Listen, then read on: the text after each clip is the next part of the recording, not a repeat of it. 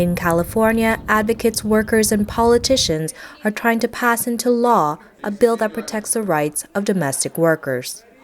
El mensaje que yo quiero darle al gobernador es que en esta ocasión nos apoye y no nos vote nuestra Carta de Derechos, porque es bien necesaria para nosotros como trabajadoras del hogar que esa carta pase, porque necesitamos breaks, necesitamos lonche, necesitamos aumento de sueldo, necesitamos muchas cosas que pienso que no es una cosa del otro mundo para que no nos apoye. Advocates held a Mother's Day brunch inviting lawmakers to commit support for the Domestic Workers' Bill of Rights. Rights and protections for domestic workers are excluded from existing labor laws. They're often paid less than minimum wage, working without breaks, and other basic rights. There are an estimated 200,000 domestic workers in California, including nannies, house cleaners, and caregivers. Right now in California, there's domestic workers that remain excluded from the most basic of protections. We're talking about overtime, the right to have a meal break, the right to have a rest break. And this is traced all the way back to 1938, when the first federal labor law was passed, and domestic workers were left out along with farm workers.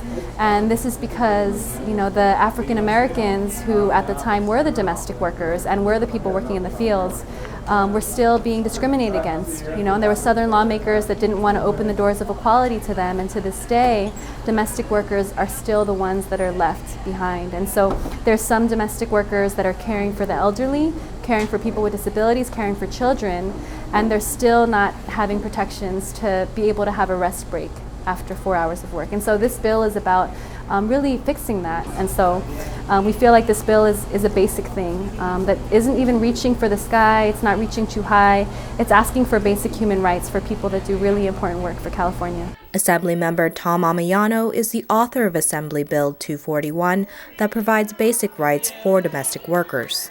In many ways, it's a women's issue, a very strong women's issue, obviously an immigrants' rights issue, and here in California, not exclusively, but a Latino issue, because we have many domestic workers who are Filipino and Asian, also African American. So the idea that someone could work isolated in someone else's house and not have any rights other than dealing with their employer, most likely they're low income, they need that job, even if it's a pittance of a pay. They're afraid they'll be deported, and they've been threatened with that if they don't stay on and ignore their own family. My thing is it's kind of like plantation politics. Senator Leland Yee says the bill has advantages for workers and employers.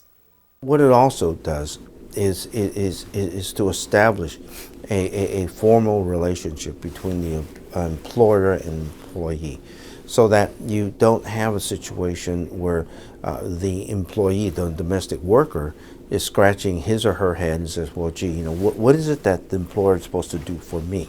What are the terms and conditions of this particular employment? And then on the other side, for the employer, they don't have to scratch their head and says, well, what is it that I am expecting from them? And so there's some clarity in that relationship, working conditions, salaries, all kinds of other things that go on with any relationship between an employer and employee. Meg Yardley is a parent who relies on domestic workers and supports the bill. I can't imagine what I'd have to do if I had to make a choice between, being at home and going to work, because I love the work that I do. So I think for me, knowing that my daughter is in good hands, that she's being taken care of, that somebody is looking after her and giving her love and attention, and all of that means that I can go to work and do my job, which I also really love, without worrying about my daughter's care and about what's happening to her. Assemblyman Tom Ammiano introduced a similar bill in 2011. It was passed by the Assembly and Senate, but vetoed by Governor Jerry Brown. We need the governor to change his mind. Apparently he has very strong personal feelings that in some ways this issue is a trivial issue. While the bill passed out of both houses, he still vetoed it. So we have resubmitted the bill. We are ready to negotiate and accommodate. He has not extended us the courtesy of a personal meeting, which is protocol around here. So we're working with his aides, but he's really the guy.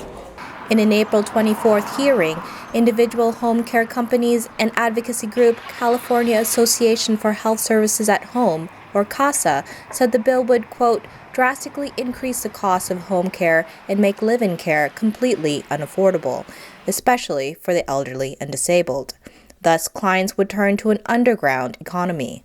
I understand the concerns people have about pay because it is really difficult to afford good care. But I also think we can't make that decision on the backs of domestic workers. I think any parent can probably tell you that they're a better parent when they've had meal and rest breaks. When you've had enough sleep, when you've had a chance to eat something or sit down for a few minutes, when you're not overly stressed about money or how to get by, when you're being fairly paid, when you don't have to work long hours. I certainly know I'm a better parent when all of those conditions are met. So that makes me believe that I want my child care provider to have the same conditions because I think that they're going to provide better care for my child. So, I think this is really about trying to find a win-win where we can have quality care for our children and our families, but also provide, dignity and respect and rights for the people who are providing the care. A report distributed that day called Home Economics surveyed over 2,000 domestic workers nationally. The research team included the National Domestic Workers Alliance, University of Illinois at Chicago, and Data Center. It documents serious and widespread mistreatment and exploitation of domestic workers throughout the U.S. Guillermina Castellanos worked extensively on the report. Para nosotros que trabajamos con las trabajadoras del hogar, nos ha dado mucha seguridad el mostrar este reporte, algo que no teníamos anteriormente. Entonces ahorita que estamos haciendo las visitas legislativas y llevamos este reporte, eso nos da más seguridad. Pero también nos ha servido para hacer realidad que otras organizaciones se fortalezcan con este reporte y luchar no nomás la Carta de Derechos en cada estado, que eso es la meta de la Alianza Nacional, pero es algo histórico, que nunca se había hablado de trabajadoras del hogar, y tener un reporte de esta magnitud es sumamente importante para nosotros que trabajamos con esta industria. Critical votes for the Bill of Rights in California are coming up. A similar bill is now a law in New York, and 7 states, including California, are moving to pass similar measures. This is part of a national domestic workers' rights campaign. Many domestic workers are mothers themselves and want nothing more on this Mother's Day than equal rights. This is Diane Ruiz for the Real News Network.